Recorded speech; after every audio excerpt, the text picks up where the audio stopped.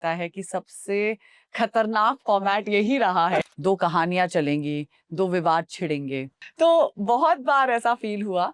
उसके बाद क्योंकि आपको ऐसी सिचुएशंस में डाला जाता है। I want to start with the same thing, rise and fall. जी।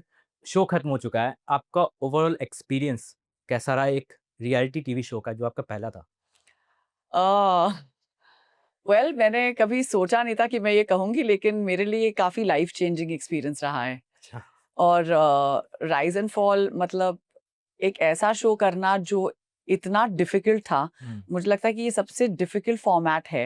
हुँ। अभी तक जो मैंने जितने भी फ़ॉर्मेट्स में काम किया है, ये मुझे लगता है कि सबसे खतरनाक फ़ॉर्मेट यही रहा है।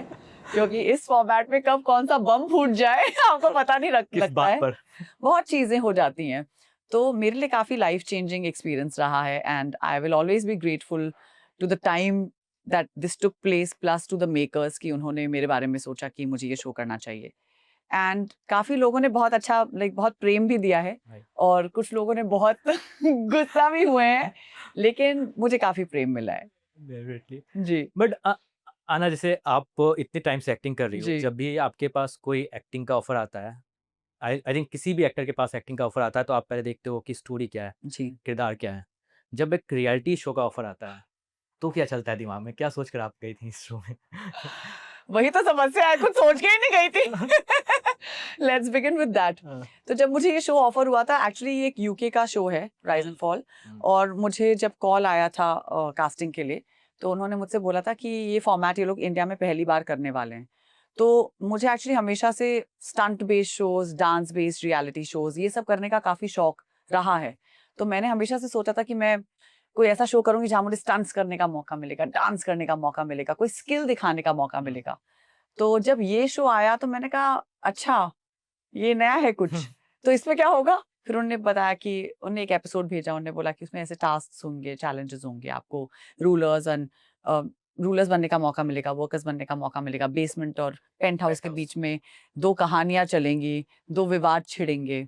तो मुझे वो बहुत इंटरेस्टिंग लगा था पूरा वो फॉर्मेट। मैंने कहा यार ये बहुत ही इंटरेस्टिंग सी कोई चीज़ लग रही है और उन्होंने कहा था कि 6 हफ्तों का कमिटमेंट है। अच्छा। So exactly 6 weeks and you will be in and out and वो 6 हफ्ते कैसे निकल जाएँगे आपको पता भी नहीं चलेगा, क्योंकि मैं हमेशा से बहुत क्यूरियस रही थी कैप्टिव रियलिटी में हुँ, इंसान रहता कैसे है हुँ, और इंसान नेविगेट कैसे करता है उन उस पूरी जगह को, उस हुँ, पूरी रियलिटी को। हुँ। और ये स्क्रिप्टेड होता है, अनस्क्रिप्टेड होता है, बिकॉज़ हमेशा से मुझे ऐसा लगता था, अच्छा शायद ये स्क्रिप्टेड होगा क्योंकि ये झगड़ा तो बेकार में झगड़ा हो रहा है।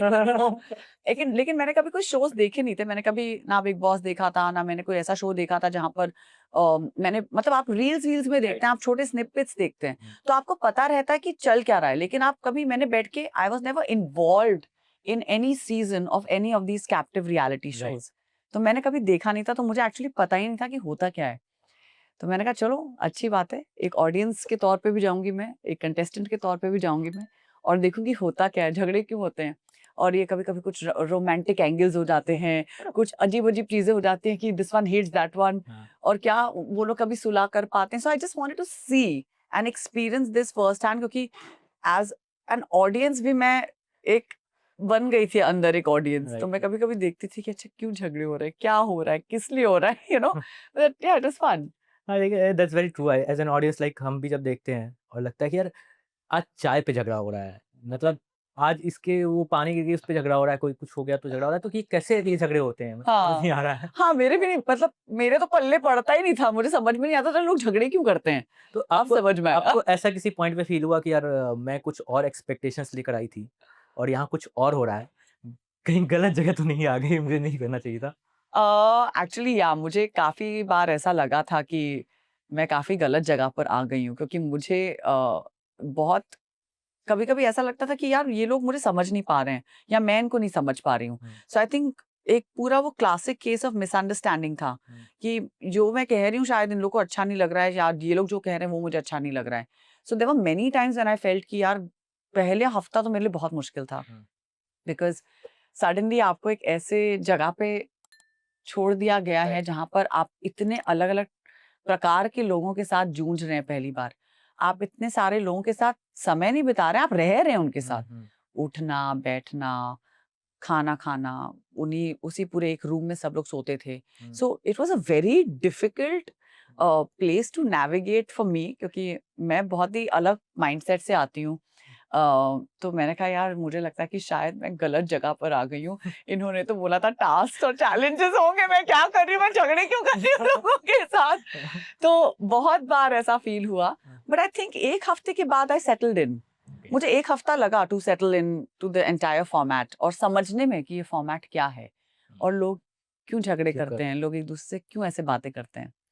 इसका इसका एक और एस्पेक्ट जो मुझे समझ में आता है, and I want to know your हाँ जी। लाइक एक्सपीरियंस कि आपको एक बाहरी दुनिया से एक अलग रख दिया गया है, एक कमरे में जी। सेम लोगों के साथ 6 हफ्ते गुजारना, तो somewhere it brings out the worst of people. Yeah. आप छोटी-छोटी चीज़ों पे इरिटेट हो रहे हैं, छोटी-छोटी चीज़ों पे झगड़े कर रहे हैं, बट बाहर निकल के जब आप वही सब चीज़ें देखते हो, तो क्या चलता है? मन में रिग्रेट होता है कि यार ये क्यों कर दिया? डू यू थिंक कि reality shows brings out the worst out of people?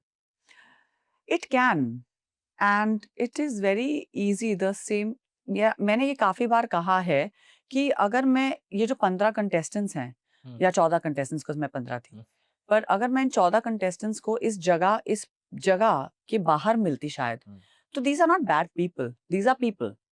ये लोग अपना काम कर रहे हैं, ये लोग कहीं मुकाम पर पहुंचे हैं, उसकी वजह से ये लोग इस शो का एक हिस्सा बने हैं। हुँ। क्योंकि यही 15 लोग क्यों, बाकी राइट, दुनिया क्यों नहीं? राइट। तो there is a reason why ये 15 लोग सिलेक्ट हुए हैं इस शो के लिए, और वो लोग अलग अलग वॉक्स ऑफ लाइफ से आए हैं। हुँ। कुछ यूट्यूबर्स हैं, कुछ रियलिटी शोज करके आए हैं, कुछ एक्टर्स हैं, कुछ ओटीटी में काफी काम कर रहे हैं, कुछ लोग टीवी से जुड़े हुए हैं, कोई रेसलर है, हुँ। यू नो, कोई नैनदीप was from जर्नलिस्ट है, journalism. नैनदीप जर्नलिस्ट था। राइट।